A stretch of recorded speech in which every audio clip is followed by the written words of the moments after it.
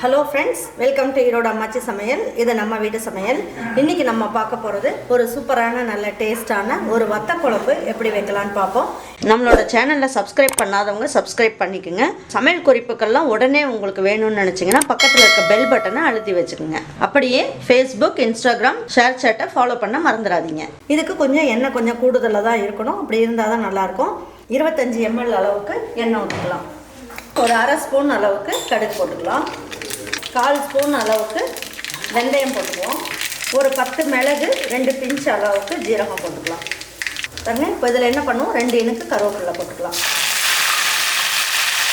10லேருந்து 15 பூண்டு அளவுக்கு போட்டுக்கலாம். பாருங்க, ஒரு 1/4 ஸ்பூன் அளவுக்கு பெருங்காயம் போட்டுக்குவோம்.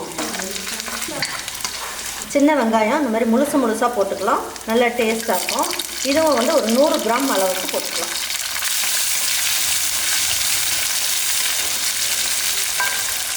ஒரு 1/4 ஸ்பூன் அளவுக்கு மஞ்சள் தூள் போட்டுக்கலாம். இந்த குழம்புக்கு தேவையான அளவுக்கு உப்பு போட்டுடலாம்.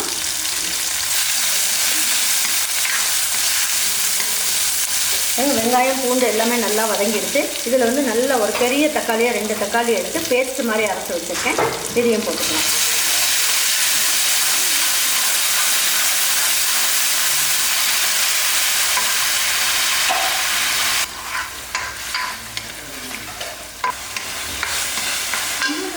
பாருங்கள், தக்காளி வெங்காயம் எல்லாமே நல்லா வதங்கிடுச்சு.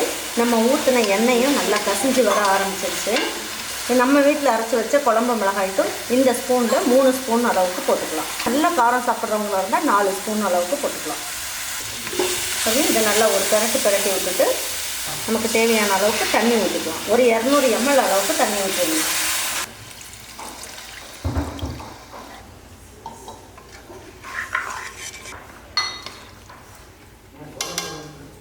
பாருங்கள், இப்போ தட்டை வச்சு மூடி வச்சிடலாம். இது வந்து 1 நிமிஷத்துக்கு கொதிச்சா போதும், மிளகாத்தூள் வாசம் போகிற அளவுக்கு. பாருங்கள், இப்போ வந்து நல்லா மிளகாத்தூள்லாம் போட்டு நல்லா கொதிச்சுக்கிட்டு இருக்கு. இப்போ இந்த அளவுக்கு புளி எடுத்துக்கோங்க. புளி எடுத்து நல்லா கரைச்சி வடிகட்டி எடுத்து வச்சுக்கலாம். பாருங்கள், இப்போ எடுத்து பார்க்கலாம். பாருங்கள், நல்லா கொதிச்சிருச்சு. இப்போ அந்த மிளகாய்த்தூள் வாசம்லாம் போயிருக்கும்.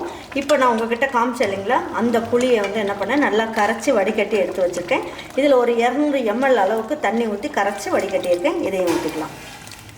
பாருங்கள், இன்னொரு 1/4 டம்ளர் அளவுக்கு தண்ணி ஊற்றிட்டோம் அப்படின்னோம்னா எல்லாம் ஒன்றா சேர்ந்து கொதிக்கும் போது நல்லாயிருக்கும் டேஸ்ட்டு. இப்போ தட்டை வச்சு மூடி வச்சுவோம். ஒரு 2 நிமிஷம் வந்து நல்லா கொதிக்கிட்டோம். அது பாருங்கள், குழம்பு வந்து நல்லா கொதிச்சுக்கிட்டு இருக்கு. இந்த மாதிரி குழம்பு கொதிக்கும் போதே நம்ம என்ன பண்ணலாம், இந்த மாதிரி சுண்டக்காய் குழம்பு, வத்த குழம்புலாம் வைக்கும் போது கொஞ்சம் வெல்லம் போட்டால் நல்லாயிருக்கும் டேஸ்ட்டு. அதில் 1 ஸ்பூன் அளவுக்கு வெல்லம் போட்டுக்கலாம். உங்களுக்கு வேண்டாம்னு நினச்சிங்கன்னா அவாய்ட் பண்ணிக்கோங்க. ஆனால் போட்டு செஞ்சிங்கன்னா ரொம்ப நல்லா டேஸ்ட்டாக இருக்கும். பாருங்கள், வெல்லம் போட்டதுக்கப்புறம் இது இன்னும் ஒரு 2 நிமிஷம் நல்லா கொதிக்கட்டும். சுண்டைக்காய் வத்தல் வச்சு தான் நம்ம வத்த குழம்பு வைக்க போகிறோம். இதில் 1 ஸ்பூன் அளவுக்கு, அதாவது இந்த சுண்டைக்காயை பொரிக்கிற அளவுக்கு எண்ணெய் ஊற்றிக்கலாம். இப்போ இந்த சுண்டைக்காயை இந்த எண்ணெயிலே போட்டு நல்லா பொரிச்சிடலாம். கருக விட்டுறாமல் பொரிச்சுக்கணும்.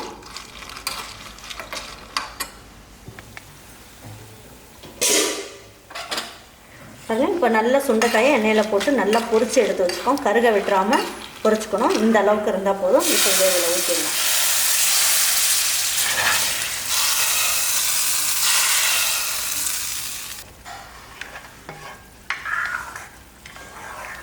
இப்போ தட்டை வச்சு மூடி வச்சிடலாம். 1 நிமிஷம் நல்லா கொதிச்சா போதும். பாருங்கள், இப்போ எடுத்து பார்க்கலாம். பாருங்கள், நல்லா கொதிச்சு நல்லா சுண்டிடுச்சு. இதுக்கு நம்ம தேங்காயெலாம் எதுவுமே ஊற்ற வேணாம். ஊற்றாமல் வச்சுட்டு நீங்கள் வச்சிங்கனாலும் 15 நாள் ஆனாலும் இந்த குழம்பு வந்து கெட்டே போகாது. சுண்டைக்காய் வத்த குழம்பு ரெடி ஆகிடுச்சு. இப்போ எடுத்து வச்சு பரிமாறிக்கலாம். பாருங்கள், நல்லா ஜம்முன்னு நல்லா சுண்டைக்காயை வச்சுட்டு நல்லா ஒரு வத்த குழம்பு செஞ்சாச்சு. இப்போ வந்து இதை நல்லா சாதம் நல்லா சுட வச்சு நல்லா எடுத்து வச்சு சாப்பிடும் போது நல்லா டேஸ்ட்டாக இருக்கும். இதே மாதிரி ஒரு வத்த குழம்பு உங்கள் வீட்டில் இருக்கவங்களுக்கு எல்லாத்துக்கும் செஞ்சு கொடுத்துட்டு அவங்களுக்குலாம் பிடிச்சிருந்ததுன்னா லைக் பண்ணுங்கள், ஷேர் பண்ணுங்கள், சப்ஸ்கிரைப் பண்ணுங்கள், மறந்துடாமல் கமெண்ட்ஸ் பண்ணுங்கள். தேங்க்யூ ஃபார் வாட்சிங் ஈரோடு அம்மாச்சி சமையல். தேங்க்யூ.